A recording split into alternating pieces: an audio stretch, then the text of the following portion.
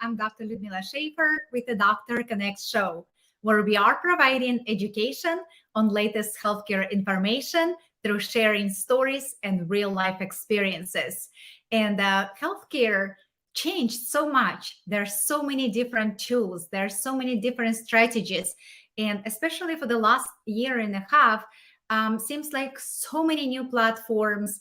And today, we will try to see how we can dissect and learn from Dr. Lynn and new experiences, story, tips, and strategies on health and wellness. And we will be right back.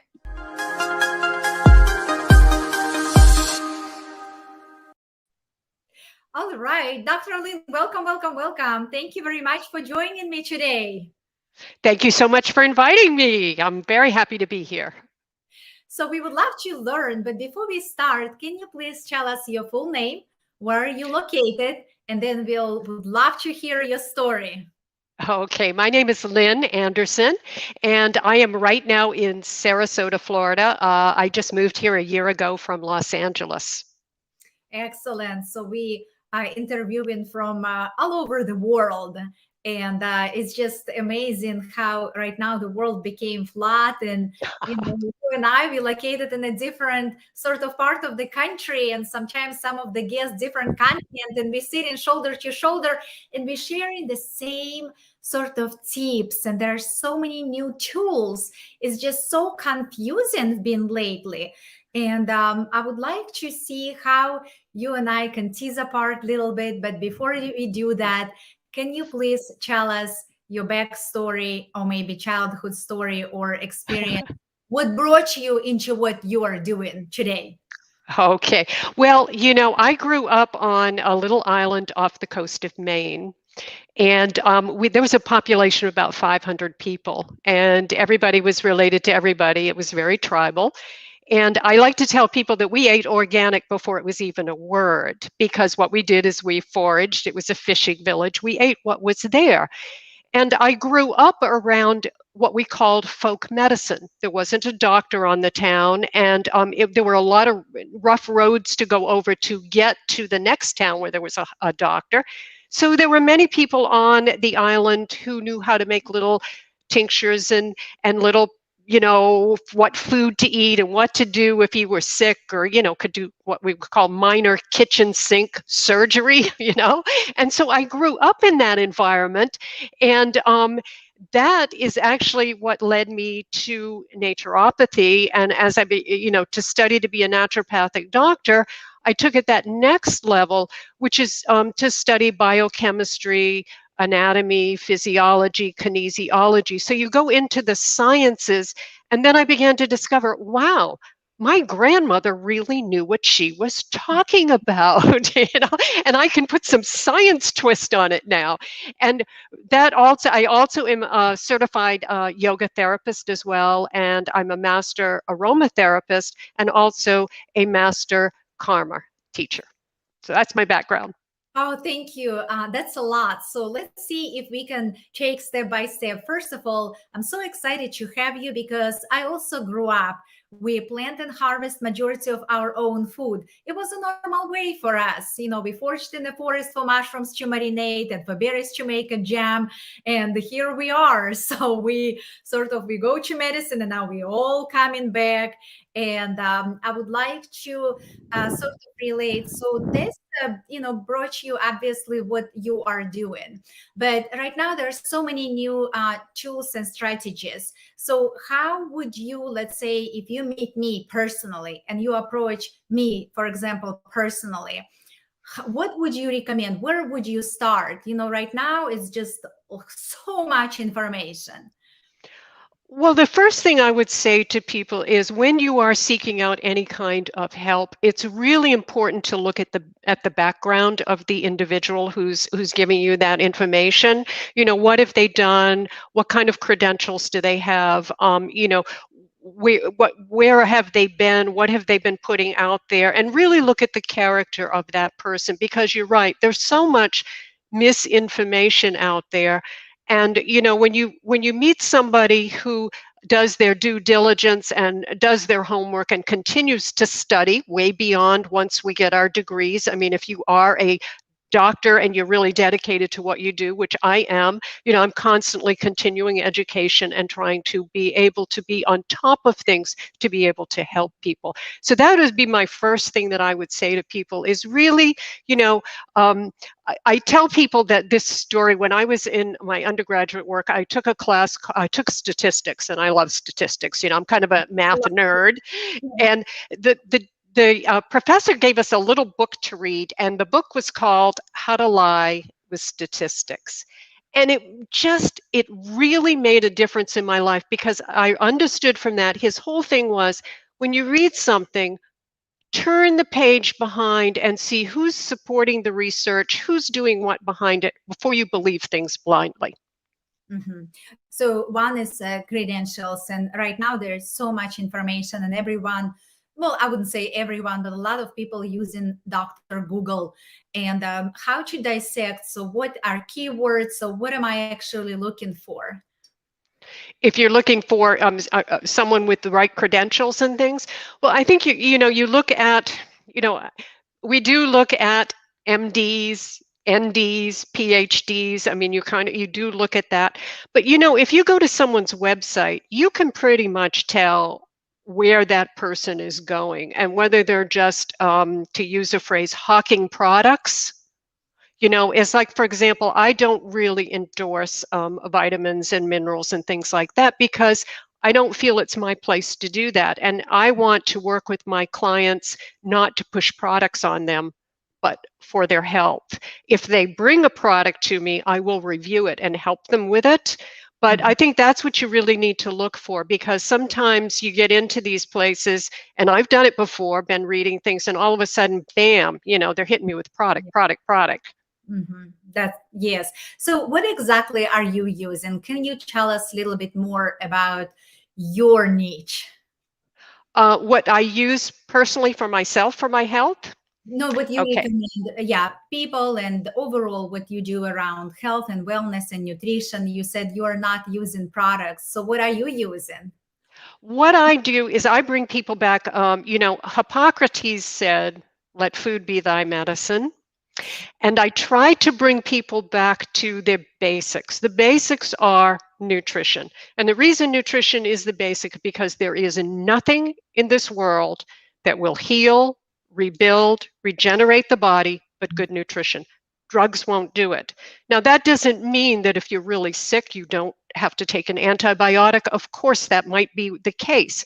But where I find that I wish the medical field would take that next step is, when we do something like that, then we should take the person and get them on a good nutritional track, because that's what's going to build the good bacteria back up in your body. That's what's going to build your immune system back up. So what I say to people is, let's start with the basics. The basics are nutrition. And we do know that if you eat a healthy diet, you really don't need supplements if you really truly eat a healthy diet. But we also need to exercise. Exercise is essential. I mean, the body needs to move. When we exercise, we improve circulation, all of the vital organs, oxygen, all of that stuff. And then we also need to make sure that we have time for rest and relaxation, because we live in a very stressful world, and we don't always take that time to just decompose. Mm-hmm. That's the only way the body will rebuild itself, is if you give it those three things. Yes, and in terms of the healthy nutrition, and right now there are so many different diets, and how we calculate, and carbohydrates and fat and protein. So in your what is it exactly definition of healthy diet? There's someone, eat sugar, not eat sugar, and of course we go with science. And I would like to hear what your approach. Okay. Well, first off, I would say that when anyone goes on a weight loss diet, just keep in mind that 95% of diets fail. And the reason they fail is because of one little word. It's called deprivation. So when you tell someone they can't eat something, they're going to want it. I mean, it's and people get into that yo-yo type thing. There are many, the Mediterranean diet has always been a very good diet. The DASH diet is a very good diet. I think anything where you go to any extremes, you want to stay away from those. I mean, common sense tells you that these are the foods, natural whole foods are the foods that are going to support your health. And the real focus should not be on losing weight, which everybody, most of my clients who come to me, they want to lose weight. Everybody wants to lose 5 pounds, It should be on health. And I take my clients and I show them that if you focus on health, you're going to lose weight. If you focus on eating healthy, do exercise, you want to drop that 5 pounds, you'll drop it with health in a healthy way, as opposed to dramatically, dropping it. I absolutely agree. And sometimes we see that if someone faces new life situation or maybe diagnosed with a new diagnosis, we are trying to modify everything dramatically. So we get in treatment, we adjust in diet, we start exercise, and all of a sudden we want to implement so many things. And that's maybe where individual approach play a role, because our body already stressed with so many things, and now we stress in new exercise, new diet, new music, new this, new that, and then next thing we know, it's just a lot, and we're not sure of the results. And interesting, you brought about yoga. Can you tell us a little bit about yoga? Because a lot of studies also came, and I know in the breast cancer, how positive outcome, and there are different technique. Can you introduce us to this a little bit? Okay. From a yoga therapeutic standpoint, we look at yoga is not, yoga is a science and yoga is a philosophy, and it is a way of life. That is really what the essence of yoga is. There are many wonderful things we can do with it. We can stretch the body. Science has shown us that when we do stretching, for example, we're not just stretching the muscles, but we stretch the veins, we stretch the arteries. Now, when you stretch that, what happens? You have a better flow of blood moving through the body, oxygenated blood, which feeds, the organs. So yoga gives us that. It also helps with balance, which at the age of 30 is when our balance starts to deteriorate, and we have to keep working on that to keep our balance. It helps us to build strength in our bones. You use your body as weight bearing, and we know that weight bearing exercises is one of the best things you can do to keep your bones nice and strong. But by the same token, yoga also takes us down a road to understanding why we are here and what this is all about, and how to remove the stresses in life and focus on what's really important.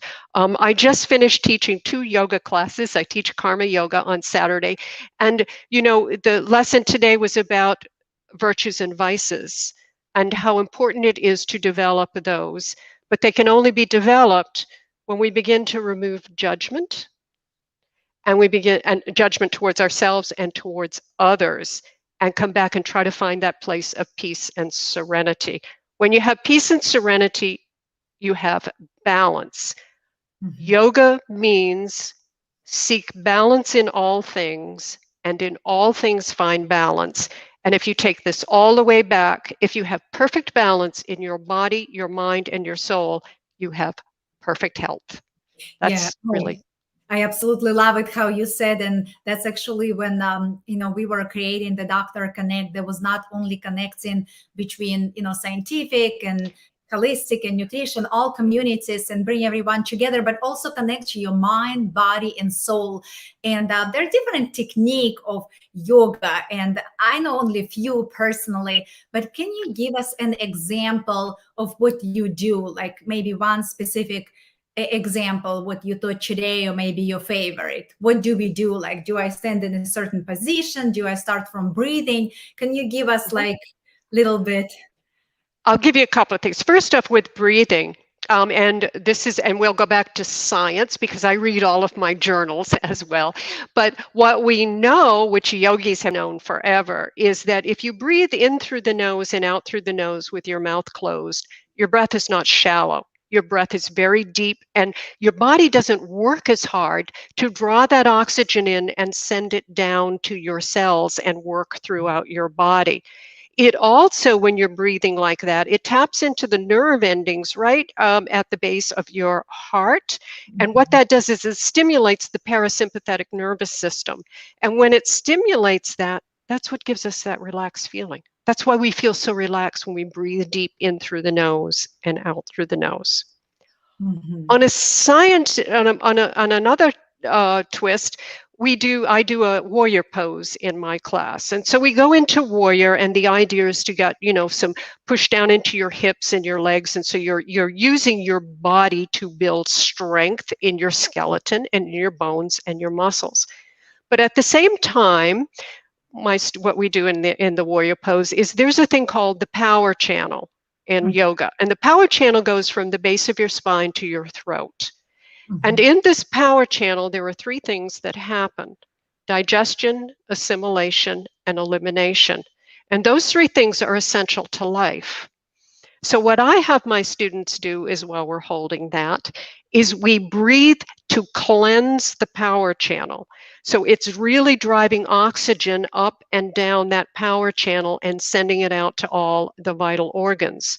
So at the same time, we're holding and building strength with the body. We're also strengthening our mind, because you have to focus. You can't do this if your mind's all over the place, because you have to center yourself and be focused. And then soulfully, we're doing something wonderful for ourselves. So it's bringing the poses together and integrating them in a way that the person goes, oh, I see the physical part, I see the mental part, I see the soulful part. Well, you make me now, I want to breathe. And it actually, as I'm putting my back together so I can have a better position and your advice. Thank you. Thank you. That's so valuable. And in addition, with all of this, have you actually had maybe one tough experience, or one sort of situation where you felt like, okay, life isn't just not fair, or maybe some obstacle or something that you encounter you just don't agree with? When I was in my almost mid 50s, I was diagnosed with cancer. And I had to undergo what's a radical hysterectomy, which also meant removing lymph nodes.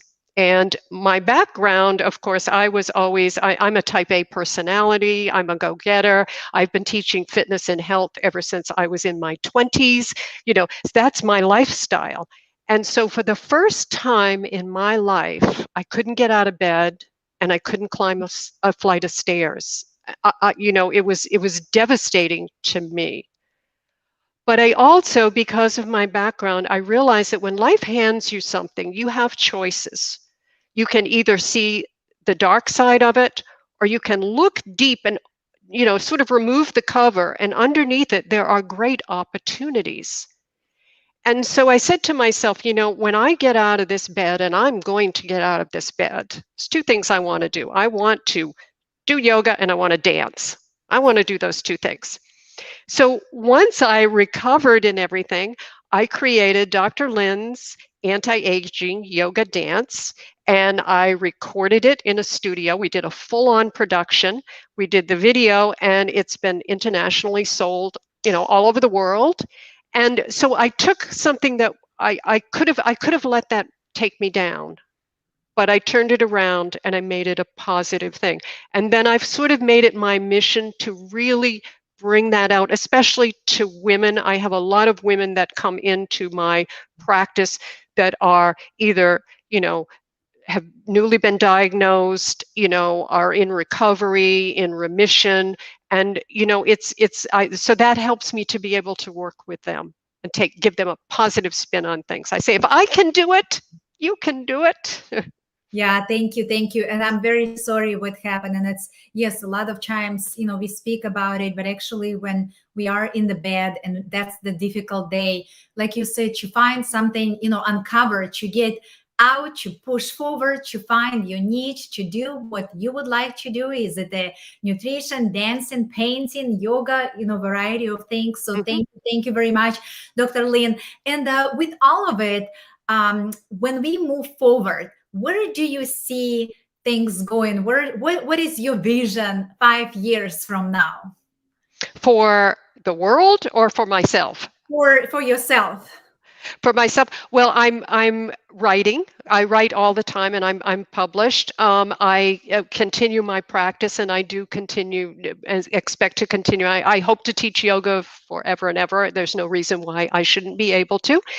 So that is really part of my whole process. I do have a novel I am going to write in my semi-retirement. So that's kind of a different twist, but it's like a creative thing. And I think that's important, that people have some kind of creative thing that they can do. And it doesn't have to be very big. And, maybe it'll never get published, but it's the idea that I can do it. So that's really important to me. I think that the most important thing is when you look and project 5 years down the road. I always projected 10 years down the road. I always would hit each decade and I would go, okay, I'm 50. Where do I want to be at 60? Okay, to get there, I need to eat healthy. I need to exercise. I need to do these things to get myself where I want to be at each decade, because each decade creates its own challenges in life. And, if you practice prevention over cure, that's the philosophy of a naturopath, is prevention over cure. I tell my students, look, I was in really, really good shape when I was diagnosed with cancer. And I came back a lot faster than most people because of that. You never know what's going to be around the corner. So why not be prepared? Be in the best place you can be, and then you're going to have one up over everyone else who really hasn't taken care of themselves. Yeah, and probably give some sense of fulfillment as well, and personal satisfaction, and set your mindset in the right direction. So then you're not sort of maybe even stuck in a certain phase, but you are moving appropriately. That's wonderful. So Dr. Lynn, can you share just from the bottom of your heart 3 tips or 3 strategies with our audience? Anything that pertinent that you would like to share with the world? Okay. Well, the first thing I would say is tenacity. Tenacity is a gift we all have. You just have to find it. And tenacity is about focus. When I was very young, I was a single mother with 2 children, and I worked my way through my undergraduate school, supporting 2 children, working, and I didn't have any money. The only thing I had was tenacity. I had to just keep that focus and keep going. And I grew so much through that. And that is one of the great tools of life, one of the great gifts that we all have. So tenacity, I would say, is find that passion, that tenacity that you can hang on to, and hold on to it, because it's really, really precious and important. The second thing I would say is balance. I said earlier, yoga philosophy teaches to seek balance in all things, and in all things find balance.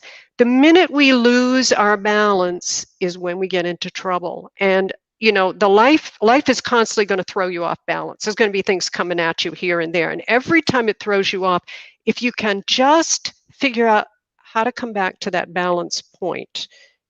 In yoga, we do a tree that brings you back to balance. You have to come back to that place. And once you find that moment of balance, no matter what it is, it's much easier to deal with it. No matter how hard it is, it's much easier to come from a balanced state of mind. And the last thing I would say is have faith. There are so many, everything in life presents you with an opportunity. We just have to look for that opportunity.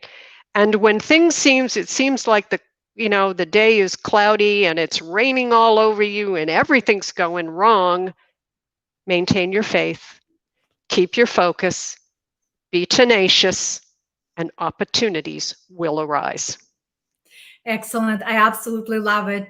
Tenacity, balance, faith. And you just brought up about tree position, and probably most of the audience knows, but can you just tell us, because I always had a difficult time with tree position. Tree is one of the most difficult. And as I tell my students, we are now going to work, everybody, because Yes. tree takes work. It's very easy to have your balance when both feet are on the ground. It's very easy. You know, you can get in position and we feel balance. But life is not like that. Life is going to throw you off balance. So what I have my students do is I throw them off balance. We lean to one side as if the tree is being pulled over by, you know, this storm. And then I have them draw back into their center and feel it connect right at the center of their being. Because if your belly is tight, you know, that your core, that's where your balance, you know, your balance is here and in your equilibrium. So you have to get a focus and look straight ahead and engage those muscles. So when they come in, they naturally engage those muscles and they go, wow, now be quiet. Now adjust yourself, focus, and hold yourself in the tree. And that's really what a tree is about. Yes. So just to clarify, so the tree position where we are standing on one leg, correct? Can you tell us a little bit? And when you're